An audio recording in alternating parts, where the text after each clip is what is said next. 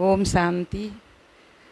મને કાલ સવારે અમૃત વેલાથી જ બાબાનું મળી ગયું હતું કે હું રાતે બાબાને યાદ કરીને સૂતી એટલે બાબાએ મને 3:30 ઉઠાડી દીધી. અમૃત વેલા સરસ કરાયું. મને મનમાં હતું એ બાબાએ કીધું બાબા હવે આ દીદીઓ જે દ્રષ્ટિ આપે મારા માટે બાબાની દ્રષ્ટિ હું માનું છું અને મને અઠવાડિયાથી મુરલી સાંભળું પણ મને દીદીની દ્રષ્ટિ નથી મળી.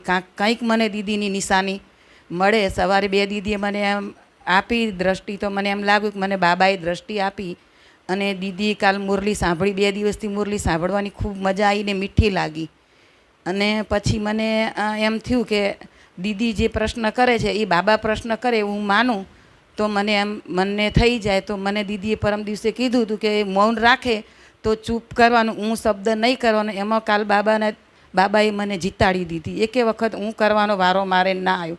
પરિસ્થિતિ પેપર મને કાલે ખૂબ છોકરાઓ હેરાન કરી છતાં મેં હસતા મોઢે કરી દીધું પણ ગુસ્સો ના કર્યો અને મનમાં ચિંતન ના ચાલ્યું.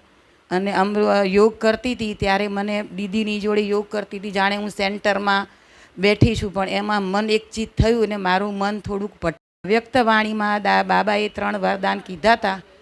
બાપ वरदान देता है, शिक्षक और टीचर. અને મન જીતેમાં મન જીતને કહે તો કેવી રીતે મન જીતે? ત્યારે બાબાએ કહ્યું કે કર્મેન્દ્રિય જીત બની અને આપણે હાથ પેરને એમ કરીએ છીએ તો એ જ રીતે આપણે મનને પણ જીતીને જગત જીતી શકાય. ઓમ શાંતિ. ધન્યવાદ દીદી, તમે મને પ્રેરણા દીધી. પત્ર લખ્યો પછી? હા, પત્ર લખ્યો.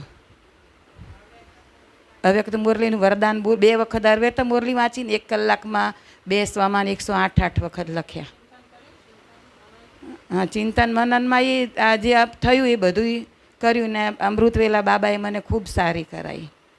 ઓમ શાંતિ. એટલો નશો આજે હતો? હા, સવારે હતો. સરસ.